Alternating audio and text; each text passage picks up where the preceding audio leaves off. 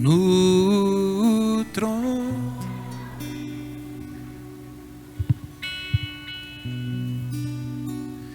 E ao Cordeiro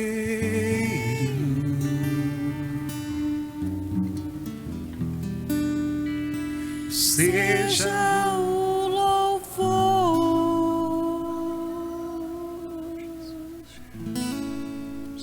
ao que está sentado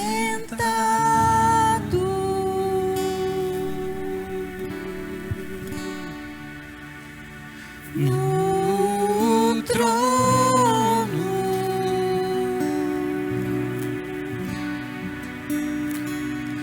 e ao Cordeiro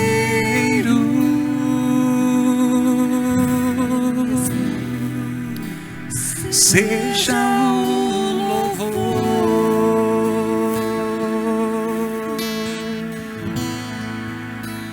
seja a honra,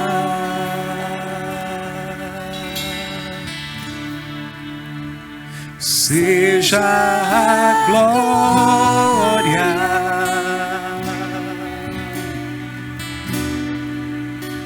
seja o domínio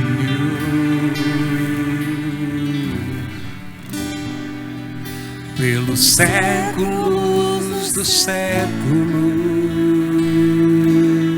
Cante a Ele, seja a honra, seja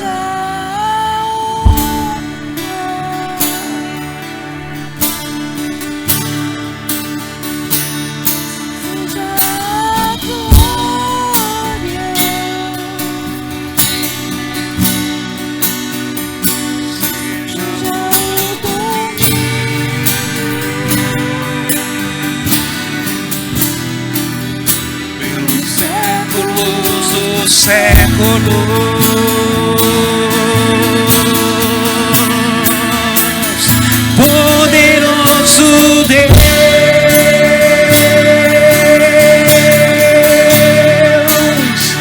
poderoso Deus,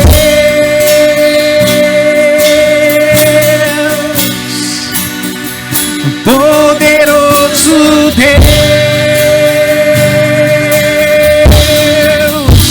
Minha alma anseia por ti,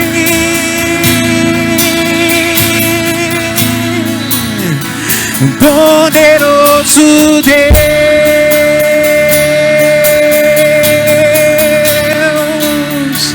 poderoso Deus,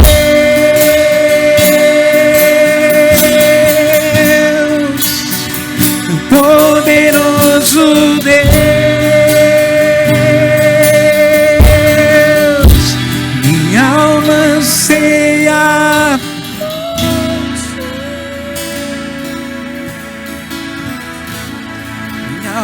Anseia por ti,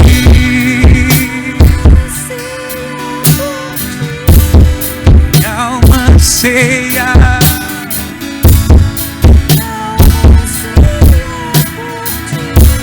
minha alma anseia por ti,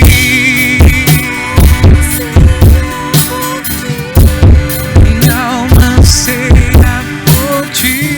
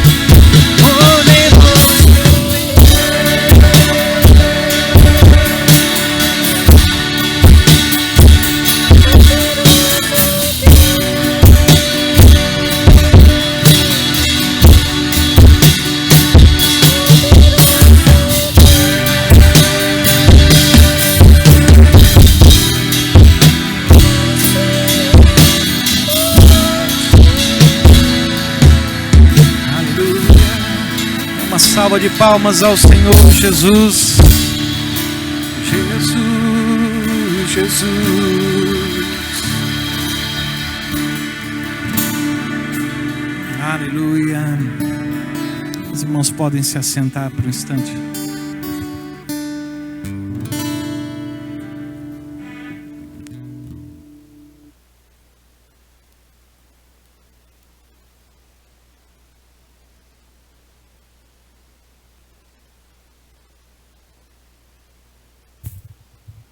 As crianças podem descer para serem ministradas, meus irmãos. E tem um aviso importante: esta quinta-feira nós teremos aqui na sala 2, na parte de baixo aqui do nosso templo, uma abordagem sobre autismo. Às 8 horas da noite, a nossa irmã Cleunice, a nossa irmã Cristiane Sucoloto estarão ministrando e estão convidados para participar deste encontro. Amém, queridos. Que bênção é poder louvar ao Senhor e adorá-lo. Amém. Como será lá no céu, quando a gente cante na presença de Deus, ao que está sentado no trono e ao Cordeiro. Amém. Apocalipse capítulo 6. Convido para que vocês me acompanhem na leitura da palavra. Versículos 1 e 2. Apocalipse capítulo 6, versículos 1 e 2. Glória ao Senhor. Último livro da Bíblia, fácil de achar, Apocalipse capítulo 6, versículos 1 e 2. Diz assim o texto das Sagradas Escrituras: Vi quando o Cordeiro abriu um dos 7 selos, e ouvi um dos 4 seres viventes dizendo, como se fosse voz de trovão: Vem. Vi então, e eis um cavalo branco, e o seu cavaleiro com um arco, e foi-lhe dada uma coroa, e ele saiu vencendo e para vencer. Senhor, colocamos nesta noite em Tua presença nossa mente, o nosso coração e a nossa disposição para poder entender e praticar a Tua palavra, Senhor, em nome de Jesus. Amém. Quando a gente lê Apocalipse, a gente sente um pouco de temor, não apenas pelos eventos narrados, mas também porque é uma espécie de lugar difícil de transitar para entender tantos símbolos, tantas figuras, tantas ideias. E nós tivemos aqui na escola dominical um estudo especial sobre Apocalipse, e geralmente nós conseguimos ler e pregar até o capítulo 3. De aí em diante torna-se um grande mistério para muitos de nós. Mas Deus colocou a palavra como instrumento de ajuda e de socorro para seu povo. Amém, queridos? Até aquelas partes difíceis de entender, difíceis de compreender, elas nos revelam o propósito de Deus e o desenho de Deus. E essa é uma palavra que eu gostaria que nesta noite fique em seu coração. Deus tem um desenho para a história. Deus tem um desígnio para a história. Deus tem um propósito para a história. E quando você lê Apocalipse, você descobre que esse propósito salta à vista, mesmo no meio de tantas figuras, no meio de tantos enigmas, no meio de tantas maneiras e formas de expressar ideias complexas. Aí está revelado o desígnio de Deus, o desenho de Deus para a história. E quando você lê o primeiro grande desenlace do final da história em Apocalipse, você vê primeiro 4 cavalos, e o primeiro é o mais misterioso. Porque os restantes 3 cavalos, o vermelho, o preto e o verde e amarelo, eles já foram revelados no Antigo Testamento de maneira clara. Quando você lê, por exemplo, o livro de Ezequiel, Quando você lê basicamente os grandes profetas do fim dos tempos, como são Isaías, Jeremias, Ezequiel, Abacuque, Ageu, Amós, você descobre que os três grandes cavalos com que Deus executa juízo às nações são o vermelho, o preto e o verde e amarelo, que são o quê? A guerra, a espada, a fome, né? As bestas feras e a peste. Isso se repete na história bíblica do Antigo Testamento como uma constante. Diríamos que é o padrão de Deus ao longo da história, através do qual Deus executou juízo e justiça ao longo da história. Mas o cavalo branco é um mistério. Mas é necessário que a gente entenda o que é este cavalo. Porque não sei você, mas eu tento entender, à luz das Escrituras, em que tempo estamos vivendo. Qual é o desenho de Deus para o nosso tempo? E quando você lê o capítulo 1 de Apocalipse 6, e aparece aquele cavalo branco e seu cavaleiro, a primeira coisa que tenta entender é que, como é branco, é algo bom. Mas se você percebe a leitura atenta, porque muitos disseram que este cavaleiro branco é Jesus Cristo, já salta à vista que não é Jesus.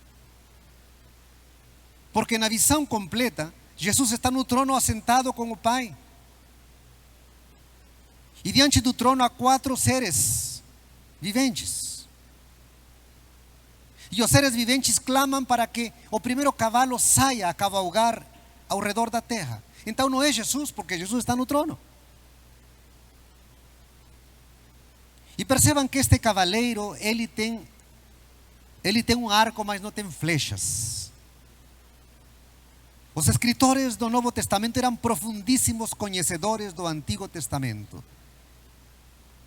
E a razão pela qual muitos não entendemos Apocalipse é porque ele talvez é, ao lado de Hebreus, o livro que mais cita o Antigo Testamento. Então você precisa ter o Antigo Testamento na mente e na ponta da língua para poder entender as coisas que Deus revelou em Apocalipse. E quando você lê o livro de Abacuque, capítulo 3, Abacuque, quando contempla a glória de Deus chegando, a glória de Deus aparecendo, ele contempla a Deus como um guerreiro com arcos, mas com flechas para ferir as nações. E este cavaleiro não tem flechas. Grandes intérpretes das Escrituras têm dito que este é um falso Cristo. Os melhores livros que Deus tem me dado a graça de ler sobre Apocalipse falam que este é o espírito de engano, o espírito de erro, aquilo que nós conhecemos como o espírito do anticristo. E ao ler as razões pelas quais eles dão ali, não é o momento, não é o espaço, a escola dominical chega-se à conclusão de que este cavalo branco é um espírito de engano. E efetivamente, quando você lê mais atentamente os profetas, Jeremias, Isaías, que eram profetas que estavam tentando evitar o juízo de Deus sobre Israel e sobre Judá, vocês descobrem que antes que Deus lance o cavalo preto, o cavalo vermelho e o cavalo verde e amarelo, um espírito de erro e de engano tomou conta do povo de Deus, um espírito apóstata, um espírito de renúncia à justiça de Deus, um espírito de renúncia ao pacto e à aliança que o povo de Deus havia feito com Deus. Então, quando você olha Apocalipse e olha os profetas atentamente, você descobre que realmente, antes de que os cavaleiros que trazem violência, fome e morte aconteçam no mundo, como símbolo do juízo do Senhor, aparece um espírito de erro, de engano e de apostasia, queridos. De maneira que o cavalo branco é aquela força que se reveste de aparência boa, de aparência agradável e de aparência salvífica para enganar, como disse Cristo, se é necessário, até aos escolhidos de Deus. Agora, tem outro ponto aqui que é necessário que nesta noite você entenda. Nesta noite eu não estou aqui para fazer uma demonstração de eloquência, uma demonstração de conhecimento da Bíblia. Eu estou aqui para advertir ao povo de Deus. Eu estou aqui para que você se levante, como diz o livro de Isaías capítulo 60. Levántate e resplandece, porque a glória do Senhor vem sobre ti. Esse é meu propósito. E quando você lê Cristo, lê os evangelhos, Mateus, Marcos e Lucas, você descobre que o último sermão do nosso Senhor, o último, é registrado pelos 3 evangelistas. É registrado por Mateus no capítulo 24, é registrado por Marcos no capítulo 13, é registrado por Lucas no capítulo 23. E veja que quando o sermão de Cristo começa, quando você os coloca um ao lado do outro para estudá-los, há coisas que um diz e outro não diz. Há coisas que um explica que o outro não explica, mas todos narram o momento final da história. Mas há uma coisa que os 3 dizem ao mesmo tempo e são inequívocos em dizê-lo. E esta expressão que se repete nos 3 registros do último sermão de Cristo, que é o registro sobre os últimos tempos, diz: acautelai-vos, vede que ninguém vos engane. Essa é a palavra que os 3 evangelistas repetem assim que o sermão do nosso Senhor começa, para descrever os últimos tempos. Portanto, Cristo já estava advirtindo sobre esse poderoso espírito de engano que percorreria a terra. E a descrição de Apocalipse, ela é categórica, porque ela diz assim: e ele saiu vencendo e para vencer. Eu digo uma coisa para vocês, queridos, mesmo que sabemos que o desígnio de Deus prevalecerá no final, porque está escrito na palavra, sabemos que por um breve tempo o poder do erro e o poder do engano prevalecerão no mundo. E está aqui. Saiu vencendo e para vencer. Tinha um desígnio vitorioso, pelo menos temporário, mas tinha um desígnio de vitória. E nos enfrentamos hoje a uma fúria inigualável do mundo das trevas. Nunca antes na história da igreja e da humanidade o poder das trevas teve tantos recursos como hoje para levar adiante seus desígnios. Nunca. Nunca jamais teve os recursos tecnológicos, os recursos virtuais para executar seus desígnios na história. Mas o propósito dele foi sempre o mesmo ao longo da história. E quando você lê Apocalipse capítulo 12, se você está com sua Bíblia, dá uma olhadinha lá. Eu vou te pedir que me acompanhe. Quando você lê o capítulo 12 de Apocalipse, e você vai lá no versículo 9, está falando sobre já o estágio final da história, este ponto. E lá você encontra as seguintes expressões de João, o apóstolo. Havia acontecido uma grande guerra nos ares entre Miguel e Satanás. E o versículo 9 relata o desenlace dessa luta. E ele diz assim: e foi expulso o grande dragão, a antiga serpente, que se chama Diabo e Satanás, o sedutor de todo o mundo. Sim, foi atirado para a terra e com ele os seus anjos. Veja como que João e o Espírito Santo descrevem a Satanás: o sedutor deste mundo. O sedutor deste mundo. Para que você entenda a natureza do poder com que a igreja se enfrenta nestes tempos, queridos.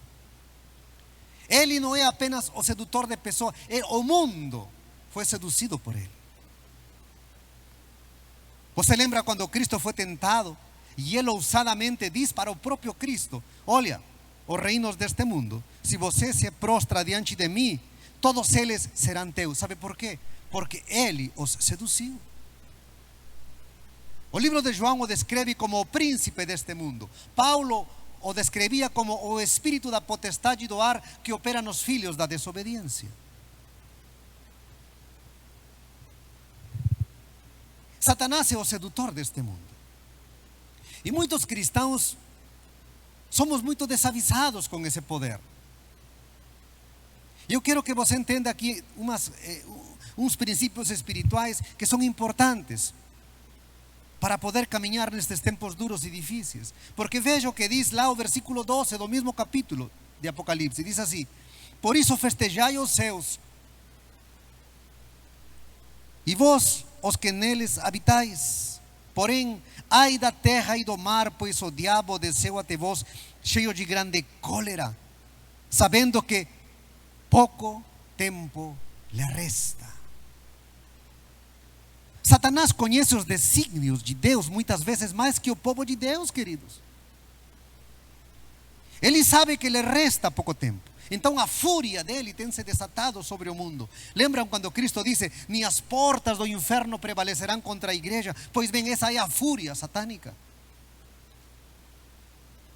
E a nossa geração experimenta, queridos, as portas do inferno abertas e sua fúria se lançando sobre nós, porque Satanás sabe que dentro do desígnio, do desenho divino, lhe resta pouco tempo. E quanto mais você veja o mal recrudescer no mundo, saiba que, ao mesmo tempo que será terrível, será ao mesmo tempo um sinal de que Satanás sabe que seu fim está próximo e que a nossa salvação é certa. Não gosto muito de contar experiências, mas é necessário que eu conte duas para vocês, neste ponto. Um dia eu estava na minha casa limpando os arredores. Quem conhece onde eu moro, é uma parte alta aqui de Ibiporá, e dá para contemplar a cidade em 360 graus. E eu estava apenas meditando em meu coração, não estava orando, não estava jejuando, tá? Não sou tão espiritual como vocês imaginam.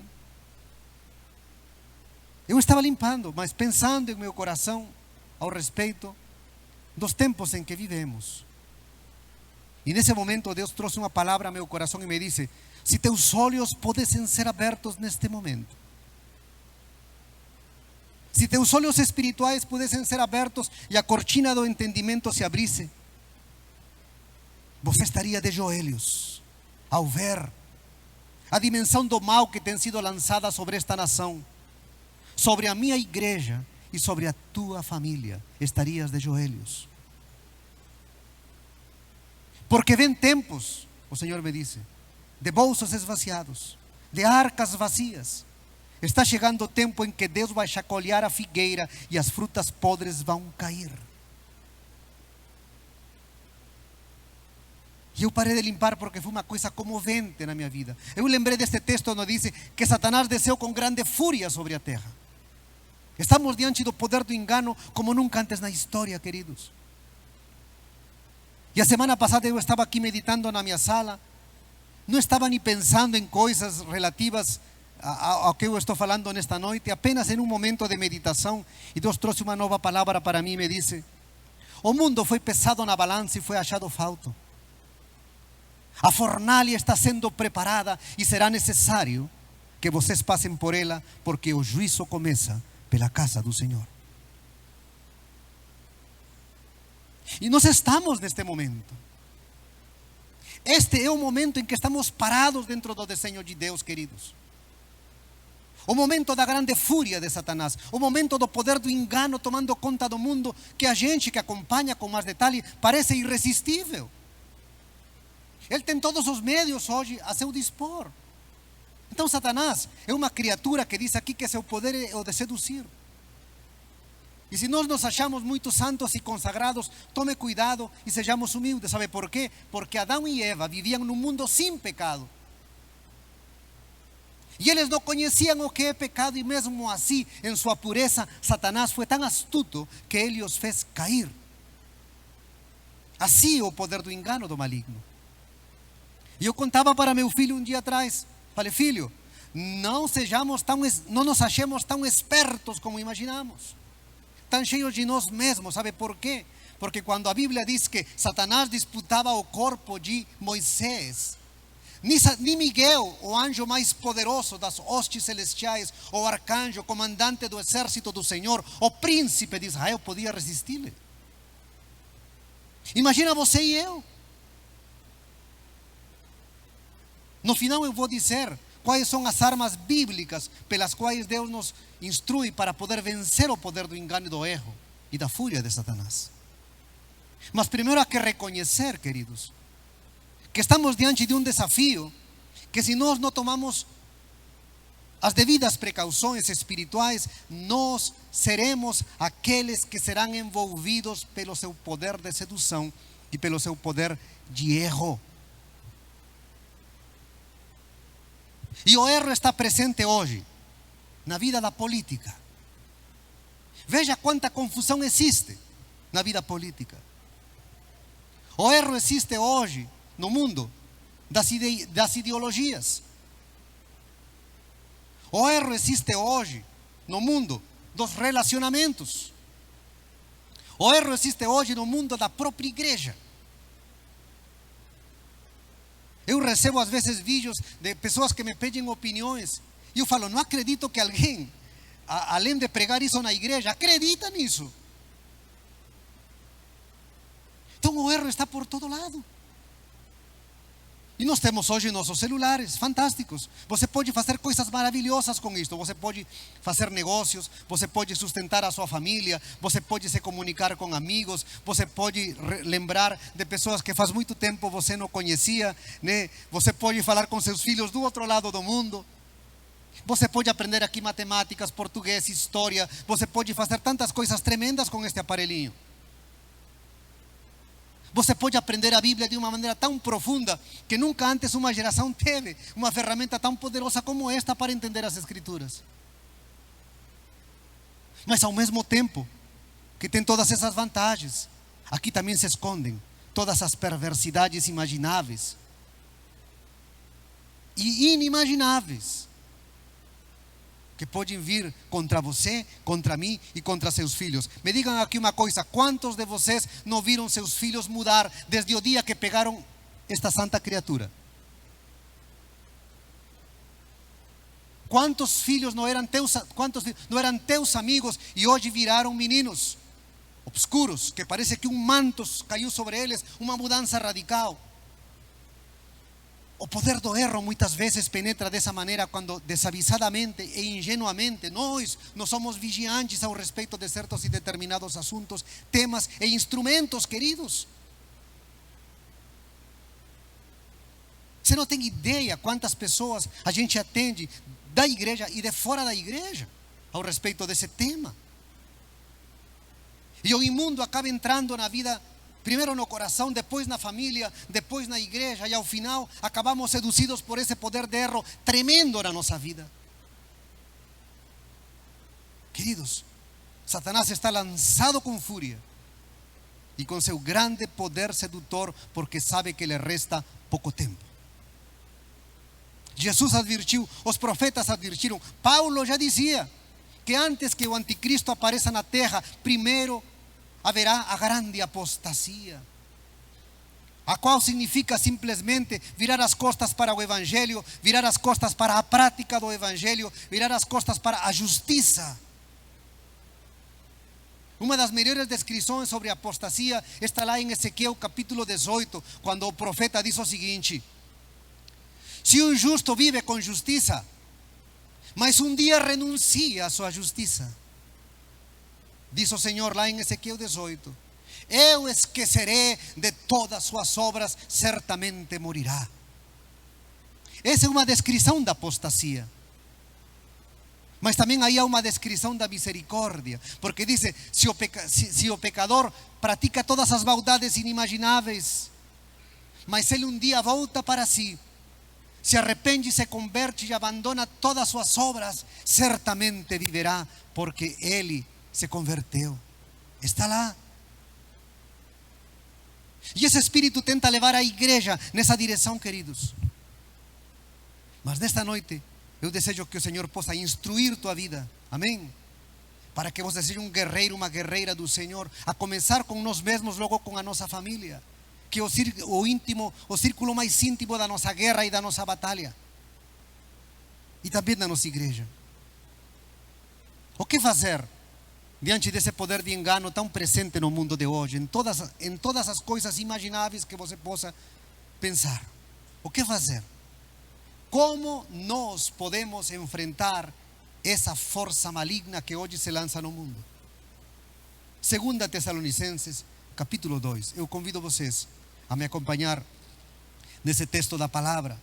E eu quero citá-lo e lê-lo com vocês. Se você tem uma caneta, anote, escreva. Sublinhe esse texto das Escrituras.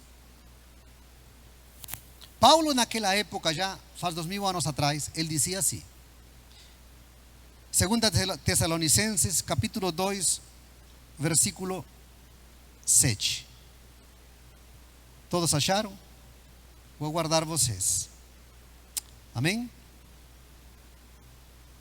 Diz assim o texto da palavra do Senhor.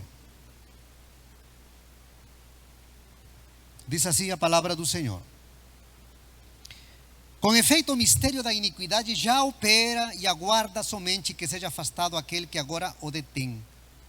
Então será de fato revelado o iníquo, a quem o Senhor Jesus matará com o sopro da sua boca, e o destruirá pela manifestação da sua vinda. Ora, o aparecimento do iníquo é segundo a eficácia de Satanás, com todo poder e sinais e prodígios e mentira, e com todo engano de injustiça. Olha essa frase: engano de injustiça. Há outra tradução que diz assim: engano que te leva a uma vida devassa. Tá? E logo diz assim o seguinte: aos que perecem, por quê? Porque não acolheram o amor da verdade para serem salvos. A minha versão em espanhol diz assim: porque não amaram a verdade. E eu fico com essa tradução porque ela é mais próxima do texto. Porque diz assim: porque não amaram a verdade. E eis aí o primeiro resguardo que nós temos, queridos, contra o poder do engano. É amar a verdade. Amém? Se você não ama a verdade, você não será resguardado contra o poder do erro e do engano que te conduz à injustiça. Amar, o profeta dizia: compra a verdade e não a vendas. Queridos, adquirir a verdade, primeiro, a verdade é Cristo, é uma graça que nos é dada, porque Ele foi o homem verdadeiro e o verdadeiro homem. Ele é a verdade. E a verdade também está revelada aqui nas Escrituras. E muitas vezes, para você entender as Escrituras, você precisa separar tempo para isso. Eu fico triste com o povo de Deus, queridos. Passam dias, passam semanas, e eu digo tristemente, passam anos, e o povo de Deus não é capaz de pegar sua espada e afiar a espada. Todos os dias mantenha a sua espada bem afiada, queridos, amém? Seja um obreiro do Senhor que usa bem a palavra da verdade. Ame a verdade, porque a verdade te livrará do poder do erro e do engano. Se você tem abandonado a palavra, retorne a ela. Digo por uma coisa: teu lar cairá no laço do engano, tua vida cairá no laço do engano, nossa igreja cairá no laço do engano, se a gente não restaura o amor pela verdade. É necessário, hoje mais do que nunca, queridos. Guarde a palavra em seu coração. Aqui vocês não viveram em tempos de perseguição. Eu já vivi, quando era adolescente e entrei na igreja. Quando meus irmãos que iam pregar lá nas montanhas, eu não era obreiro, era apenas um membro da igreja, eles iam sem Bíblia, você sabia? Porque se os encontrasse com Bíblia, eles eram mortos.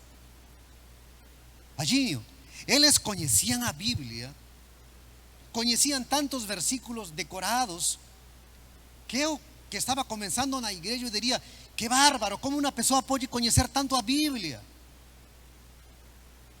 E eu lembro que uma vez, quando eu queria ser obreiro, uma pessoa me disse assim, né? Se você quer ser um pregador da palavra, você tem que decorar pelo menos 500 versículos bíblicos de cor, meu filho.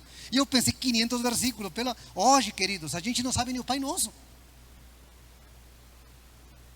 Você sabe a escalação do Corinthians, do Palmeiras, mas não sabe quais são os 12 apóstolos. Você sabe o nome dos ministros do STF, mas não sabe quais eram as 12 tribos de Israel. amor pela verdade. A igreja do Senhor, IPI, Espaço Vida, precisa resgatar o amor pela verdade. Amém, queridos? Isso nos guardará contra o engano. Quando Paulo fala sobre o escudo da fé. E o que diz a Bíblia? Que a fé vem pelo ouvir, e o ouvir o quê? Ao pregador de YouTube? A palavra de Deus, queridos irmãos. IPI de Biporá, resgate o amor pela verdade. Você que começa nos caminhos da fé, você só terá futuro nos caminhos do Senhor se você ama a verdade. A segunda coisa está em João capítulo 16, versículo 13 e 15. Veja o que diz aqui esse texto. Eu podia apenas lê-lo, mas eu quero que você me acompanhe e que você anote ali. E diz assim o texto, 16, 13, diz assim: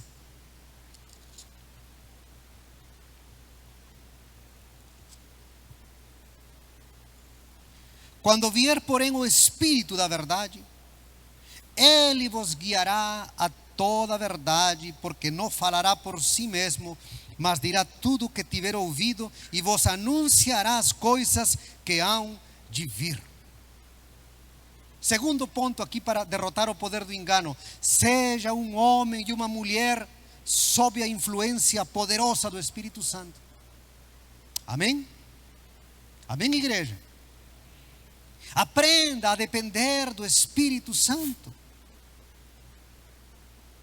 Aprenda a ser guiado pelo Espírito de Deus.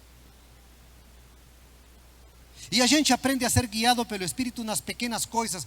Quanta dor e quanto choro a gente já não passou por não obedecer o Espírito de Deus.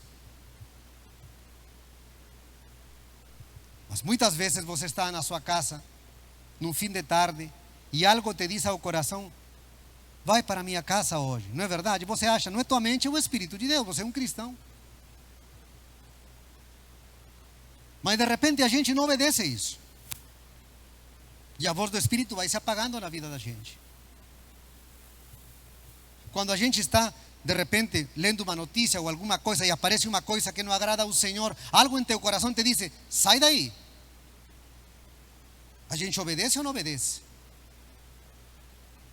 A Bíblia diz: não contristeis ao Espírito de Deus. E às vezes a gente faz coisas que contristam ao Espírito de Deus. E essa voz que nos fala, ela vai tornando-se cada vez mais distante na vida da gente. Então, em situações pontuais da vida, a gente às vezes vai entristecendo o Espírito de Deus. E o Espírito de Deus vai: Deus não me fala. Não, meu irmão, Deus continua a falar. É a gente que não está escutando. Deus já não fala como antigamente falava aos profetas.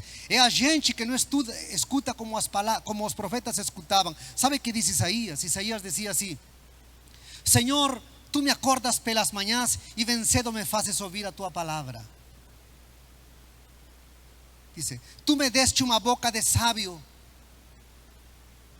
porque me deste um coração de discípulo.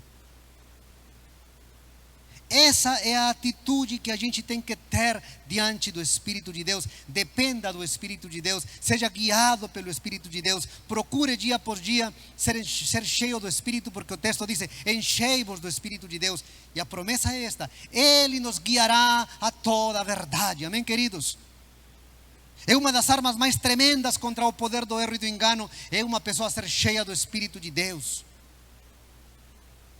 Porque o Espírito tem uma virtude: Ele nos guia para a verdade. E mesmo que você não seja uma pessoa muito lida de filosofia, de política, de tantas coisas, queridos, você consegue perceber no Espírito o erro e o engano, o espírito de discernimento. Discernimento.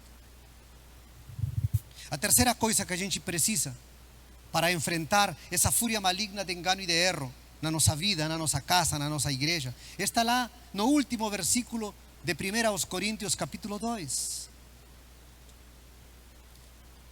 O texto é maravilhoso e uma dádiva gloriosa dada por Deus à sua igreja. 1 aos Coríntios capítulo 2, versículo 16.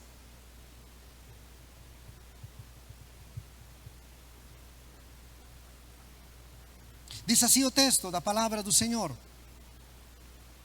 pois quem conheceu a mente do Senhor, que o possa instruir? Nós, porém, temos o quê? Repitam comigo, o que temos? A mente de Cristo. A Bíblia não diz, vocês terão a mente de Cristo. Diego, a Bíblia diz assim, vocês têm a mente de Cristo. Quando você nasce de novo, quando você vem a Cristo, quando você entrega seu coração ao Senhor, quando Deus, Ele é o Senhor da tua vida, Deus faz um milagre tremendo. Deus coloca a sua semente santa no coração. Deus coloca a semente de vida em você.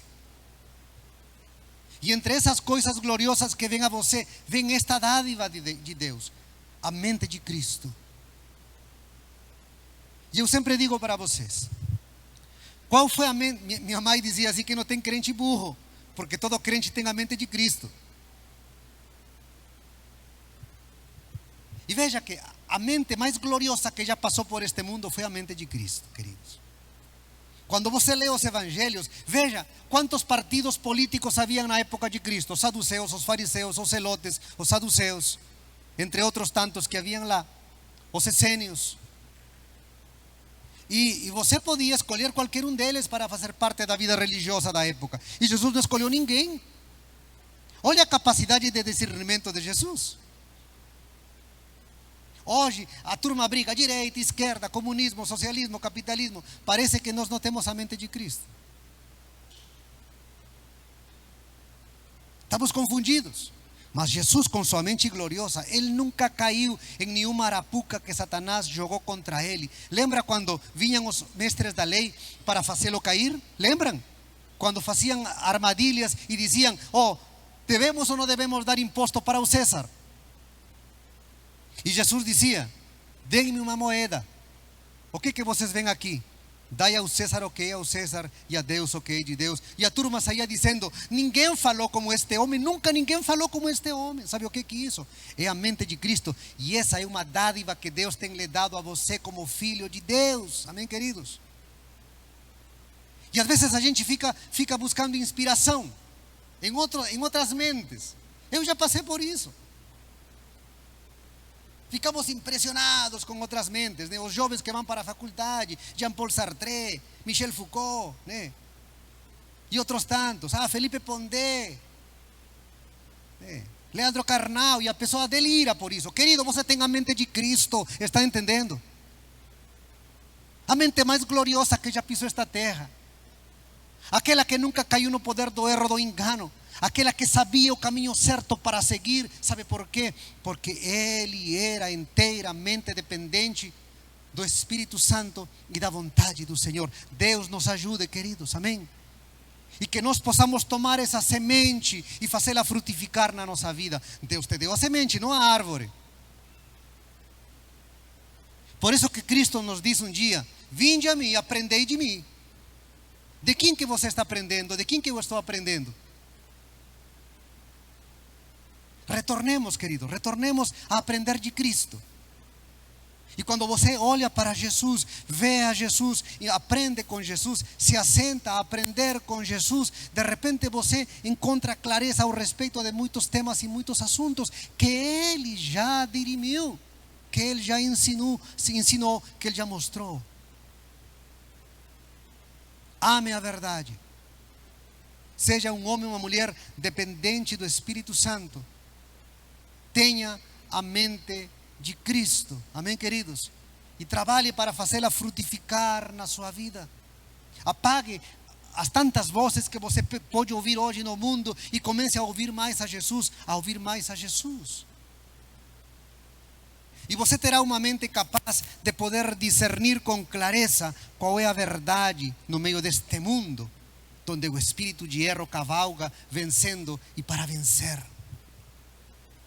Eu desejo que teus filhos nunca caiam no laço do maligno. Amém, queridos?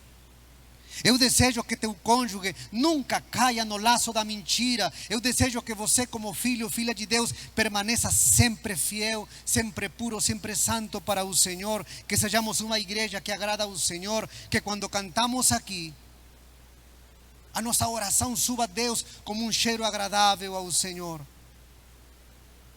E que a nossa vida íntima como igreja seja uma vida realmente que agrada ao Senhor. Queridos, e por último, nós temos uma promessa. Eu peço que vocês olhem no último capítulo da primeira carta de João. Último capítulo da primeira carta de João. Além destas coisas que nos ajudam a viver livres do laço maligno, né, na qual muitas vezes podemos cair nestes tempos tão difíceis. Nós temos uma promessa. Estou errado aqui, estou em 1 de Pedro, 1 de João. 1 de João, último capítulo. Diz assim: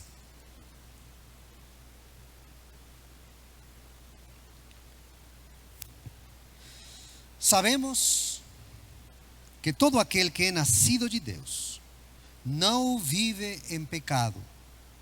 Antes, aquele que nasceu de Deus o guarda, e o maligno não lhe toca. Há um manto que te coloca debaixo desta proteção divina. Há um manto que te coloca debaixo desta proteção do Senhor. Você dirá: é o sangue de Cristo. Eu diria para você: sim, mas eu estou falando deste texto. Este texto tem um manto que te coloca debaixo da proteção e da promessa do Senhor. Primeiro o Senhor diz: aquele que é nascido de Deus, não vive na prática do pecado. É o manto da santidade, queridos. Está entendendo? É o manto da santidade. Você quer a proteção do Senhor? Permaneça junto ao Senhor. Permaneça em santidade. A santidade ela é simples, está descrita nas Escrituras com tanta clareza e simplicidade que até um analfabeto pode entender. Então não é difícil entender o que é santidade. A Bíblia diz que aquele que não vive na prática do pecado, Deus o guarda do maligno. Não coloque dentro de casa, dentro da sua vida, dentro do seu coração, nada que entristeça o coração de Deus. Quando você lê Ezequiel capítulo 8, e esta será a minha reflexão final, porque é o manto da santidade e a promessa do Senhor. Vilminha, está aqui Vilminha, estou sem óculos, perdi meu óculos, não enxergo, não estou distinguindo quase ninguém de vocês. Mas Vilminha, semana retrasada, ensinou aqui sobre o rei Ezequiel. E o rei Ezequiel era um homem temente a Deus, e por seu temor Deus livrou Jerusalém da mais poderosa potência daquela época nas mãos do rei Senaqueribe, que veio para destruir Jerusalém. E a partir desse livramento, surgiu na mente do povo de Deus uma ideia que Jerusalém seria um lugar que nunca seria conquistado. Aconteça o que acontecer, erro garrafal. Eles podiam viver em pecado, que eles acreditavam que Jerusalém nunca seria conquistada, porque Deus havia feito uma promessa.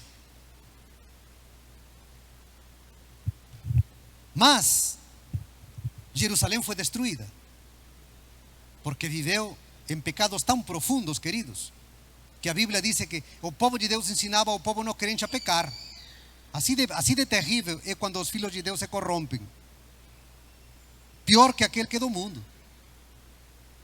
Mas bem, então Deus dá uma visão para Ezequiel. E eu espero que não seja meu caso nem teu caso nesta noite. E o profeta Ezequiel, no capítulo 8, ele tem uma visão onde Deus lhe diz: filho, entra por aquele buraco na porta do templo. E Ezequiel, na visão, entrou por aquele buraco na porta do templo. E sabe o que acontece? Deus lhe disse: agora abre essa porta que está ali. E quando ele abre a porta, ele encontrou dentro do templo, em um lugar escondido, em uma recâmara escondida, os 72 líderes de Israel adorando todo tipo de bicho imundo, todo tipo de ser corrupto, proibido por Deus, todo tipo de ídolo imundo. E Deus lhe disse ao profeta: eu vou te mostrar aquilo que meus filhos fazem no escuro e no escondido. E aí começa uma série de revelações do profeta, na qual ele revela os caminhos terríveis do povo de Deus. Um buraco na parede, uma porta no templo, e ídolos imundos no templo do Senhor. No lugar onde a Shekinah de Deus foi chamada a repousar, no lugar onde a glória, a mercaba divina deveria estar sempre e para sempre. O lugar da sua habitação havia se transformado em covil de demônios. Como Deus poderia cuidar essa nação, queridos? Como Deus podia cuidar se o manto da santidade havia sido retirado? Como Deus poderia cumprir suas promessas feitas a Davi com um povo tão perverso? Que a Bíblia diz que Manassés era um homem tão perverso que sacrificou seus filhos, que Manassés era um necromante que consultava os mortos, era um adivino, era um bruxo. Aquele homem que descendia do rei Davi. Como Deus poderia cuidar de Jerusalém? E na visão de Ezequiel, a mercaba divina, a Shekinah de Deus, a glória do Senhor se afasta do templo e deixa Jerusalém nas mãos dos seus inimigos. Queridos, que quando Deus abra um buraco na nossa parede, e que quando Deus abra a porta do nosso coração, não encontre todo tipo de coisa imunda. Amém, queridos? Mas se nesta noite o Senhor te revela tudo aquilo que está escondido e oculto, ainda há tempo. Diz o livro de Hebreus: hoje é o dia de salvação. Lança fora, joga fora, porque o juízo começará pela casa do Senhor. E o texto que acabamos de ler em João diz assim: que a maneira pela qual Deus protege tua vida é porque você não vive na prática do pecado. Portanto, o manto da santidade é indispensável para que as promessas de Deus sejam sobre ti e sobre mim. E não basta dizer: o que habita ao abrigo do Altíssimo morará à sombra do Onipotente, querido. Se você e eu estamos em adultério, em fornicação, em mentira, em engano, em roubo, em todo tipo de imundície, que se fosse revelado aqui neste telão, nos desmaiaríamos de vergonha. Que Deus nos ajude, porque vivemos tempos tremendos, vivemos tempos decisivos. Vamos passar pela fornalha e somente os valentes vão ficar em pé. Amém, queridos? Que Deus nos ajude. Eu quero que me perdoem se de repente foi muito veemente na hora de falar, mas meu desejo, isto eu já compartilhei com minha esposa, já compartilhei com irmãos amados, mas eu quero que você nesta noite seja ministrado pelo Senhor e que você se levante para a glória do Senhor, como um guerreiro e uma guerreira do Senhor, para dissipar todo espírito de engano na tua vida, na tua casa, na nossa igreja e nesta cidade, para a glória do Senhor. Vamos ficar em pé, amada igreja.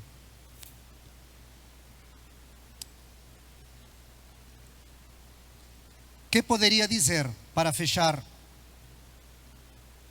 senão as maravilhosas palavras e promessas do Senhor, que foram dadas para um grande servo de Deus, mas que servem letra por letra para o nosso tempo. Diz assim Isaías 60. Medite nesta palavra enquanto eu leio. Diz assim: levántate e resplandece, porque vem a tua luz e a glória do Senhor nasce sobre ti. Porque eis que as trevas cobrem a terra, a escuridão os povos, mas sobre ti aparece resplandente o Senhor, e a sua glória se vê sobre ti. As nações se encaminham para a tua luz e os reis para o resplandor que te nasceu. Levanta em redor os olhos e vê, todos estes se ajuntam e vêm contigo. Teus filhos chegam de longe e tuas filhas são trazidas nos braços. Levanta-te e resplandece, porque uma luz nasce sobre ti. E no meio de tantas trevas, as nações serão guiados pela luz que em ti resplandece. Esse é o texto que o Senhor nos deixa nesta noite. Amem a verdade, meus irmãos. Amem a verdade. Sejam cheios do Espírito Santo. Tenham a mente de Cristo. E nunca lancem fora da sua vida o manto da santidade. E a promessa do Senhor é para você e para mim: o maligno não lhe toca. Sim, Senhor. Porque não importa quão grande fúria o inimigo possa ter, Senhor. Não importa quão grande poder ele possa possuir. Nós temos, Senhor, armas poderosas em Deus para a destruição de fortalezas, Senhor. E eu quero orar nesta noite por qualquer irmão, irmã, filho da tua casa, que tenha caído no poder do engano, no poder do erro que conduz à injustiça, Senhor. Para que sejam rompidas essas ataduras de impiedade, Senhor, em nome de Jesus, amém. Comece a orar, meu irmão. Repreenda toda obra maligna sobre sua vida, sobre sua casa nesta hora. Coloque seu lar na presença do Senhor. Repreenda toda obra maligna. Lute, resista ao inimigo. Sim, Senhor, repreendemos todo poder de engano e de erro, Senhor. Até todo espírito imundo que já tem penetrado, Senhor, no lar e na casa, Senhor, de muitos dos nossos irmãos, seja repreendido em nome de Jesus. Oramos, Senhor. Levanta-te, Senhor, e resplandece. Sejam esparcidos os teus inimigos e fujam diante da tua presença aqueles que te aborrecem, Senhor. Que um Espírito glorioso seja derramado sobre teus filhos, Senhor. Um Espírito diferente e distinto. Que possamos deixar a comodidade muitas vezes, Senhor, que nos adormece, Senhor, que fecha o entendimento e nos cega diante das coisas que acontecem. Nesta hora tu queres um povo forte em ti, Senhor, aleluia. Tu queres pais de família fortes e decididos, Senhor. Tu queres líderes decididos, pastores decididos, Senhor. Diáconos, Senhor, que tomem uma decisão clara. Tu queres, Senhor, pais jovens, distintos, diferentes, como Daniel, como Sadraque, Mesaque e Abednego, Senhor. Nosso coração sempre será teu, nossa mente sempre será tua. Por mais que Satanás lute para conquistar nossa mente e nossa consciência está amarrada a ti, Senhor. E o nosso coração e o nosso amor sempre serão teus, Senhor, aleluia. Consagramos nosso lar nesta noite, Senhor, diante do teu altar, Senhor. Consagramos nossa casa diante da tua presença. O colocamos, Senhor, diante de ti e te dizemos: eis-nos aqui, Senhor, para um novo tempo na nossa vida, Senhor, aleluia. Se é necessário para um novo recomeço, Senhor, nesta noite renunciamos a tudo aquilo que é imundo, Senhor, a tudo aquilo que é pecaminoso, a tudo aquilo que não te agrada, a tudo aquilo que ofende tua vontade, a tudo aquilo que se levanta contra ti, Senhor Jesus, aleluia. E o colocamos aos pés da cruz, porque o sangue de Cristo nos limpa de todo pecado, aleluia. Tudo aquilo que está escondido, tudo aquilo que está no escuro, tudo aquilo que está nos porões, Senhor, seja nesta noite iluminado pela luz do Espírito Santo, Senhor. Que possas tu redarguir de pecado, de justiça e de juízo. Que sejamos uma igreja, Senhor, como diz a tua palavra, Senhor, sem mancha, ni ruga, ni coisa semelhante, Senhor. Uma noiva preparada para ser um noivo, Senhor Jesus, porque em breve estaremos em tua presença, Senhor. Aleluia, aleluia. Continue orando enquanto adoramos ao Senhor. Coloque seu coração diante do altar. Continue nesse momento de oração, aleluia.